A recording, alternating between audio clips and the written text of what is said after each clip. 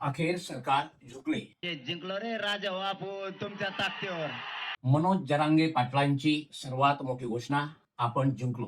पण 5 दिवसांच्या या आरपारच्या लढाईनंतर मराठा समाजाच्या हाती नक्की काय लागलं आहे? सरकारने मराठा आंदोलकांवरील गुन्हे मागे घेतले, हैदराबाद गॅजेट लागू करण्याचे मान्य केले आणि सर्वात महत्वाचं पीडित कुटुंबांना मदत देण्याचे मान्य केलेले आहे. या आधीच 3 करोड मराठ्यांना आरक्षण मिळालेलं होतं.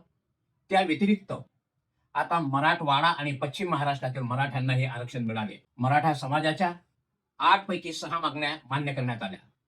सातारा गॅजेटची अंमलबजावणी करण्यासाठी 1 महिन्याची मुदत, तर मराठा कुणबी एकच शासन निर्णयासाठी 2 महिन्याची मुदत मागण्यात आली आहे.